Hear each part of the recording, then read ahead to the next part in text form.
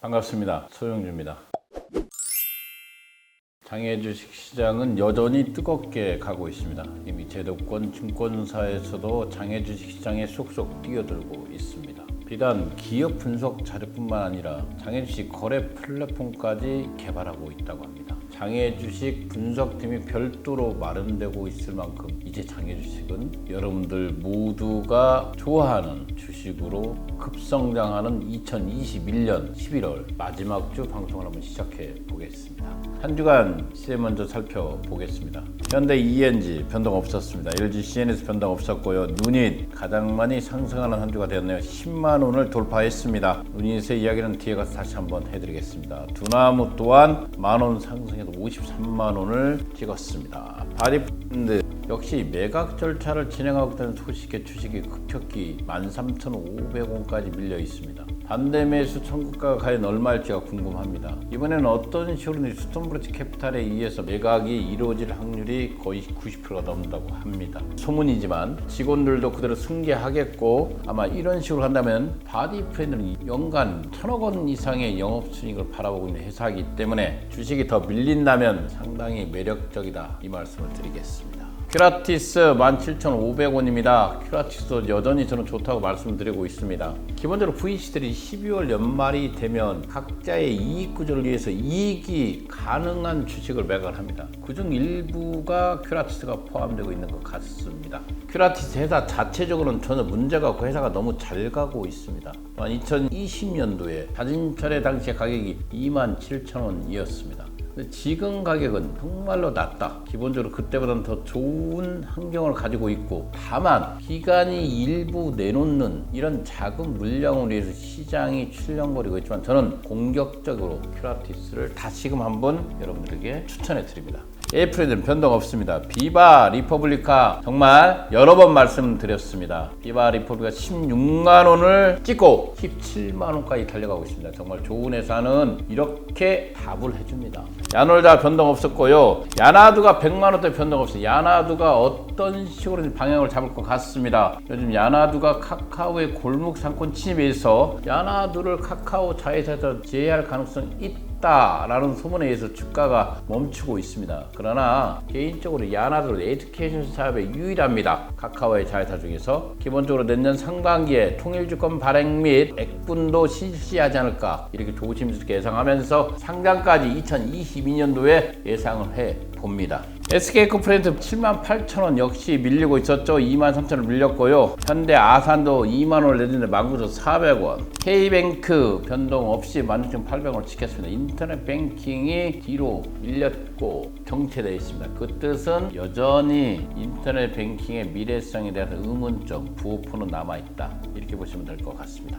이 정도로 한 주간 시세를 마치겠습니다. 요즘 장외주식 정말 증권사에서 뜨겁게 사랑을 받고 있습니다. 드디어 하나금융투자가 미국의 장외주식 거래를 개시했습니다. 그만큼 장외주식 시장은 국내, 해외 할 것 없이 뜨겁게 개인들에게 집중적으로 사랑을 받고 있습니다. 이제 출발점에 있습니다. 이럴 때 여러분들이 철저히 한국 장외연구소와 함께 공부한다면 분명히 부자가 될 수 있다. 이 말씀을 드리겠습니다. 기본적으로 우리가 장외주식이 이렇게 관심을 받는 시기가 있었던가요? 없었습니다. 정말로 많은 사람들이 관심을 받고 있고 시장의 성장 속도를 한번 보겠습니다. KOTC가 2021년 3월달부터 현재 11월 20일까지 놓고 봤을 때 17조에서 출발하는 것이 33조 거의 2배가 넘어갔습니다.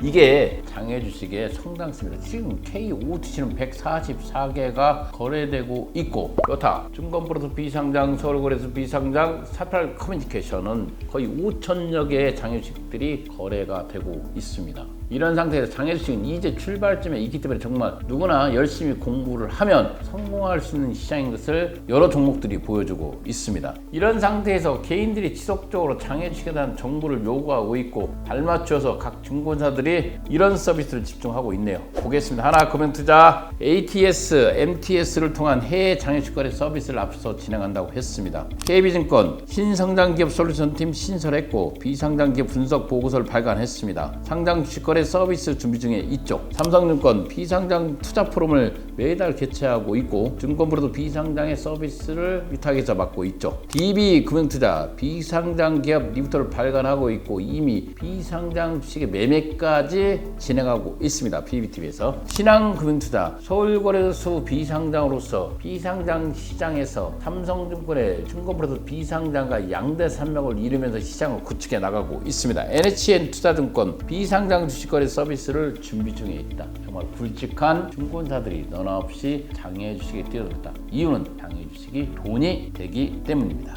저는 개인적으로 요즘 이 장외주식 거래 플랫폼의 양대 산맥이죠. 신한과 삼성의 모습을 지켜보고 있습니다. 이 신한과 삼성이 장외주식 시장 플랫폼의 양강 체제를 구축했지만 저는 개인적으로 이 둘 중에 한 곳에서 이 38 커뮤니케이션과 제휴를 하거나 인수가 이루어진다면 저는 더 날개를 달 것 같습니다. 현재 사설 사이트에서 가장 큰 영향을 미치고 있는 것은 솔직하게 38 커뮤니케이션 아니겠습니까? 38 커뮤니케이션의 몸집이 점점 커지고 있다. 우리가 증권사에서 이런 거래 사이트가 나오면 더 안전한 증권사의 증권부로도 비상장, 서울거래소 비상장이 성장할 거라고 생각했습니다. 38 커뮤니케이션을 짓고 그러나 38 커뮤니케이션은 그들만의 색채로 독특하게 자리를 지키고 있습니다. 그래도 개인적으로 앞서 말한 양강체제를 구축한 서울거래소 비상장, 그 다음에 증권부로도 비상장 둘 중에 한 곳에서 38 커뮤니케이션과 업무적 협약이나 또는 인수가 이루어진다면 둘 중에 한 곳은 날개를 달았다. 왜 20년의 역사와 주주 동호회의 데이터가 그대로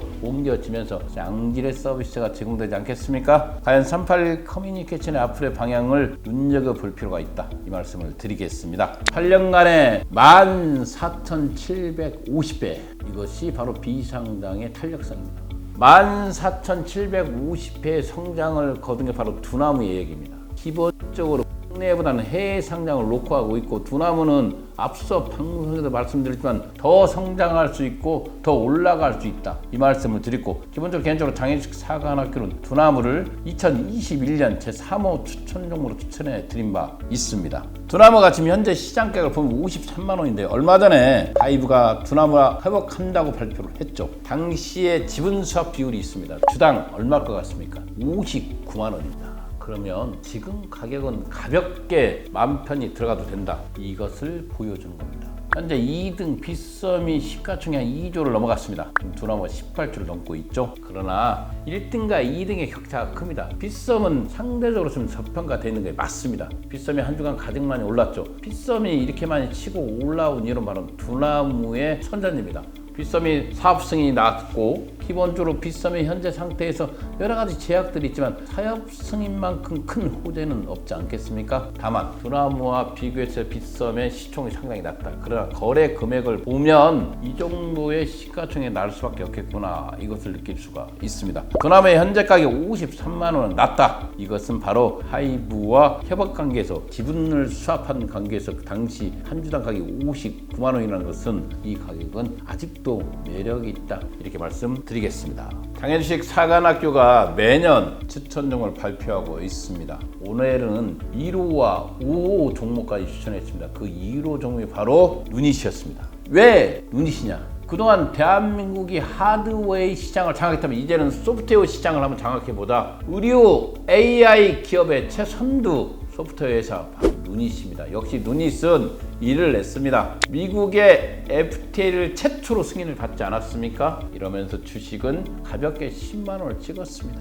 이 누닛이 좋다는 것은 다시 한번 또 강조했습니다. 제가 제 1호 종목으로 추천을 했고 다시 한번 누닛 이 주식을 지금 꼭 사야 하는 이유라고 또다시 방송을 했습니다. 그만큼 누닛의 비중을 두었다는 것이죠. 중간에 6만 5천 원까지 밀렸습니다. 이미 주식은 한번 액분을 거쳤기 때문에 올 초에 사신 분들은 이미 200% 넘는 수익을 보고 있습니다. 그러나 앞으로 ING도 지금도 심사 청구 구간이 남아있죠. 승인이 나겠죠. 상당되는 그 시기까지 눈이 이미 720억이라는 어마어마한 돈들이 들어왔습니다. 이게 과연 누가 돈을 얻는가? 그 질적인 문제에서 유닛은 놀라운 기록을 또 세우고 있습니다. 기본적으로 국내 최초 AI 유방암 검출 솔루션이 미 FDA에 승인 나면서 이미 미국의 캐피탈 헬스케어 VC부터 노브쿨이 세도하고 있었고 국내에서는 카카오 벤처뿐만 아니라 네이버가 100억을 선뜻 투자했죠. 네이버가 제가 100억을 투자했다는 것은 AI